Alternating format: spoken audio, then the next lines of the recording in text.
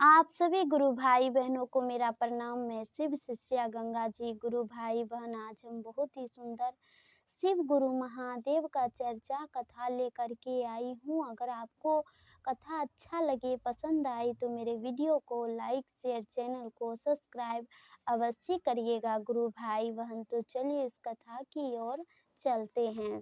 गुरु भाई बहन, एक बार की बात है।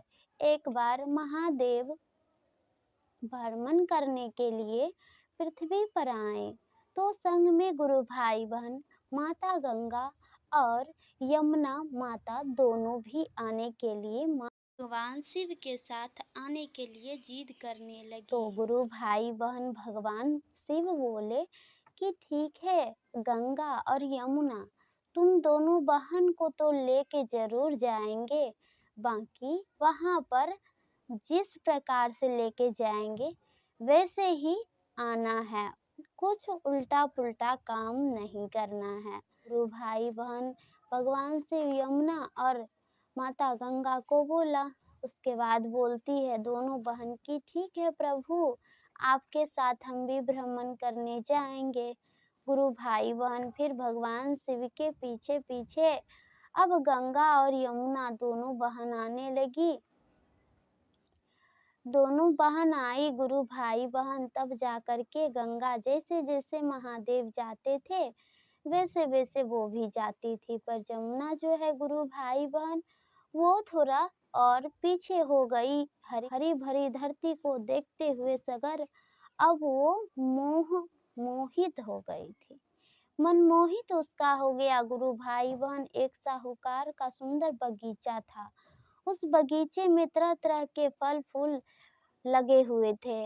बस यमुना बेचारी वहां पे जल्दी जल्दी अपना पाँव बढ़ाते बढ़ाते चल गई और चल करके झट से वो जा करके एक आम तोड़ के खा ली। गुरु भाई बहन जब भगवान शिव और गंगा माता देखती है पीछे तो वो नहीं है, जब उसे ना पाई तो उसके पास गई, जब देखती है तो वो आम खा रही थी।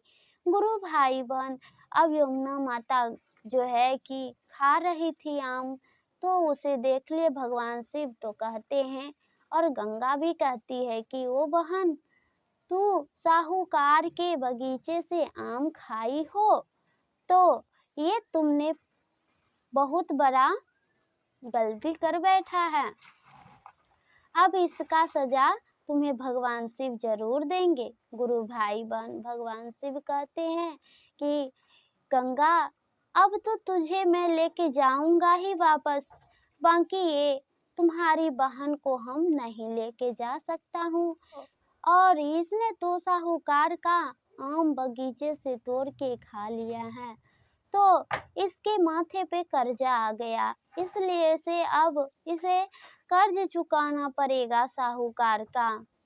ओ यमुना, जाओ जा करके तू आम खाई हो तो साहूकार का 12 वर्ष तक कर्ज चुकाना, तब उसके बाद तुम वापस आना। तो भाई बहन फिर क्या हुआ कि यमुना जो गलती की थी उसका सजा तो उसे मिलना ही था, तो भगवान शिव बता दिए।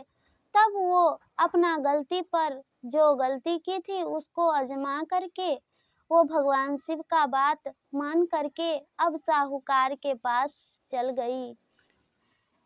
जब साहूकार के पास पहुंची तो साहूकार साहूकारनी दोनों घर में अपना काम कर रहे थे। ये यमुना कहती है कि माँ जी हमें रख लो, मैं बहुत दिन से इधर उधर भटक रही हूँ, मेरे माता पिता नहीं हैं, बस मैं आपके घर के सारे काम काज निपटा दूंगी, आप जो बोलेंगी सब काम कर दूंगी, बस आप मुझे खाना दे देना। गुरु भाई बहन साहूकार साहूकारनी अब मन ही मन सोचते हैं और कहते हैं कि बेटी हम तो ठहरे गरीब, खेतों में काम काज करते हैं, दूसरे का बटैया खेत में काम काज करते हैं, और हम फिर तो खुद ही गरीब हैं और तुम्हें हम कहाँ से रखेंगे। तो गुरु भाई बहन फिर भी यमुना माता जिद करती है कि नहीं, आप साहूकार जी मुझे रख लीजिए, मैं बहुत भूखी हूँ, आपका हर काम कर दूँगी, कोई शिकायत नहीं करूँगी। बस आप मुझे एक वक़्त की खाना दे दीजिए, हम कहाँ जाएँगे? मेरे कोई भी नहीं है गुरु भाई-बहन। साहूकारनी को दया आ जाता है, साहूकार से कहते हैं, जी ये बच्ची है, छोटी है, इसे रख लीजिए, मेरा भी तो एक भी संतान नहीं है और एक छोटा बच्चा है तो क्या होगा?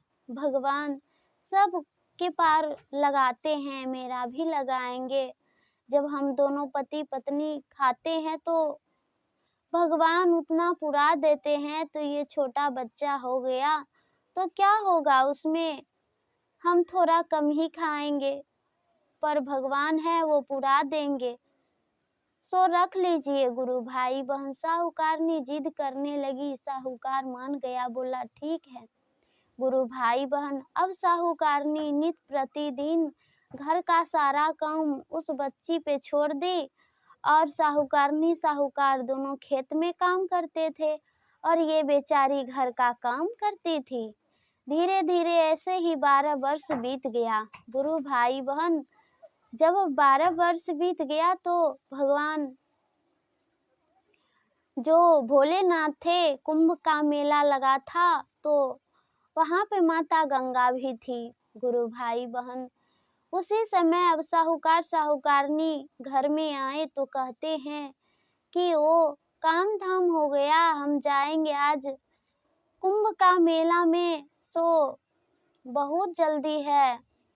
तो गुरु भाई-बहन जब यमुना जी यह जानती है तो कहती है कि हे साहूकार जी, दया कीजिए, आप जा रहे हैं कुंभ के मेला में तो वहाँ हमारी बहन गंगा होगी। आप ये कंगन एक मेरी बहन को दे दीजिएगा। गुरु भाई-बहन जब साहूकार से कहती है तो साहूकार कहता है यमुना माता से कि बेटी, हम तुम्हारी बहन को कैसे पहचानेंगे गंगा को? हम तो कभी देखे भी नहीं है तो कैसे पहचानेंगे? हम नहीं पहचान पाएँगे। तभी गुरु भाई-बहन यमुना माता कहती है कि मेरे हाथ में ये जो कंगन है, वो एक और कंगन मेरी बहन के हाथों में है। जब आप उसे ये कंगन दीजिएगा तो वो पहचान जाएगी, मेरा नाम उससे कहिएगा। गुरु भाई-बहन साहूकार बोले ठीक है बेटी। अब वहाँ से साहूकार साहूकारनी दोनों कुंभ के मेला में पहुँचे तो गुरु भाई-बहन गंगा में वो नहाने लगे और वो कहते हैं मन ही मन।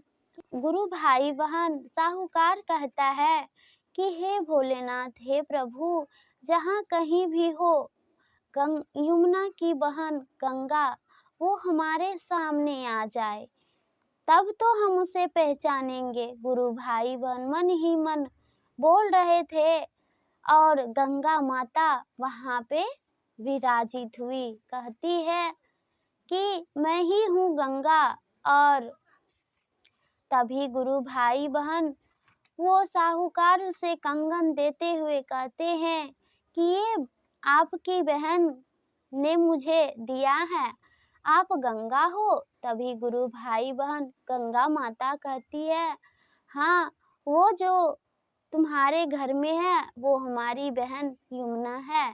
तभी गुरु भाई-बहन गंगा माता वो अपना असली रूप में आती है और साहूकार को दर्शन देती है। तभी साहूकार और साहूकारनी उसके चरणों में गिरकर माता गंगा को प्रणाम करती है और कहती है कि इतना दिन से हम उससे खटवाएं, घर में काम-काज करवाएं, गोबर पथवाएं, वो माता है, हमसे ये कितना बड़ी पाप गलतियां हो गई है कि हमें कभी भगवान क्षमा नहीं करेंगे। गुरु भाई-बहन तभी माता गंगा उसे कहती है कि ऐसी कोई बात नहीं है। दरअसल बात ये है कि वो जो मेरी बहन यमुना है, वो आपके बगीचे से आम खा ली थी, जिसके कारण उसके माथे पे कर्ज आ गया था। वही कर्ज चुकाने के लिए वो आपके घर में आई और आपका घर का हर एक काम काज करने लगी। तो गुरु भाई बहन फिर भी उसे लगने लगा कि हम देवी माता से अपना घर का कार्य करवाएं, उसे गलत लगने लगा। तभी गुरु भाई बहन गंगा माता वो कंगन को चूमते हुए अब अपनी बहन यमुना को बुलाती है। तभी यमुना माता उसके पास दौड़ी आ जाती है। गुरु भाई बहन दोनों मिलकर के साहूकार साहूकारनी को आशीर्वाद देते हैं। साहूकार साहूकारनी अब उस अपना घर चले जाते हैं और जा करके वो बहुत रोते हैं कि हम माताएं से काम करवाए हैं।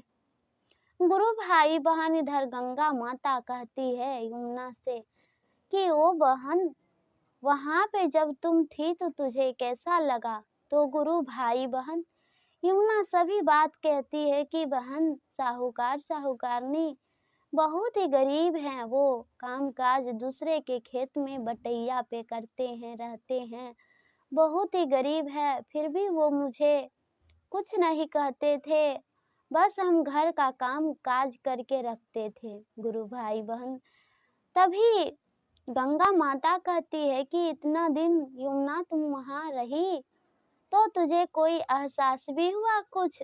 तो बोलती है यमुना माता की नहीं बहन, कुछ भी एहसास तो ऐसा दुखनामा नहीं हुआ, बाकी दोनों अच्छे विचार भावना अच्छे मन के हैं। तो गुरु भाई बहन गंगा माता कहती है फिर तुम ऐसे क्यों आ गई? वो इतना दिन तुझे अपना बेटी बना करके पोसे पाले रखे तो तुम्हारा भी हक बनता है कि जिस प्रकार वो बेटी बना के तुझे इतना दिन पोसे पाले रखे तो उसका कुछ उद्धार करो। जाओ बहन, जा करके उस साहूकार का कुछ उद्धार करो। तभी गुरु भाई बहन अब यमुना माता आती है साहूकार के घर और कहती है, हे साहूकार, इतना दिन हम तुम्हारे घर बेटी बन के रहें और तुम भी मुझे अपने पिता और माता का प्यार दुलार देते आए, इसलिए से ना कुछ मत कहना, हम कुछ अपने तरफ से उपहार देना चाहते हैं। गुरु भाई बहन इतना कहकर माँ यमुना अब उसका घर एक सुंदर भवन में बदल दी और अन्न धन सोना संपत्ति भर दी। गुरु भाई बहन यमुना माता इतना करके अब वहां से जैसे ही अंतर ध्यान होती तो साहूकार की पत्नी कहती है कि हे माता, जब आप मेरे घर इतना दिन आए रहे तो हम आपसे कुछ मांगना और चाहते हैं। तो यमुना माता कहती है, हाँ बोलो आप क्या चाहिए? तभी गुरु भाई बहन साहूकार की पत्नी और साहूकार दोनों मिल के कहते हैं कि हे माता, आप इतना दिन रहे, हम आपको ही अपना बेटी समझे, माने, पाले पोसे बड़ा किए, पर आज तक ले मुझे कभी भी एक भी संतान नहीं हुआ, जिसके कारण आज भी मेरा घर सूना सूना है। हे माता, दया कीजिए कि मुझे भी पुत्र या पुत्री की प्राप्ति हो। गुरु भाई बहन तभी माता उसे कहती है कि हाँ जरूर। माता कहती है कि हाँ, इस बार तुम गर्भ से रहोगी और तुझे भी पुत्र की प्राप्ति होगी, संतान सुख की प्राप्ति होगी। माता यमुना उसे आशीर्वाद देते हुए वहां से अंतर ध्यान हो जाती है और वो उस दिन से यमुना माता, गंगा माता, भगवान शिव की पूजा आराधना करने लगते हैं।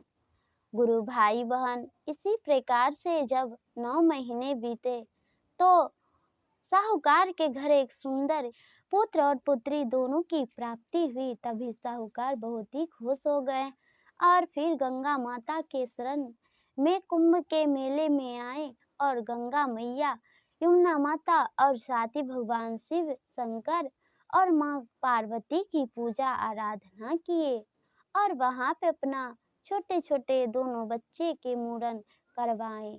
गुरु भाई बहन इधर यमुना माता, गंगा माता, भगवान शिव, माँ पार्वती खुशी खुशी पूर्वक उसे आशीर्वाद दिए और वो साहूकार अपना कुल परिवार के साथ सुख शांति से रहने लगे। तो प्रेम से बोलिए जय शिव गुरु, जय महादेव, जय मैया पार्वती की जय।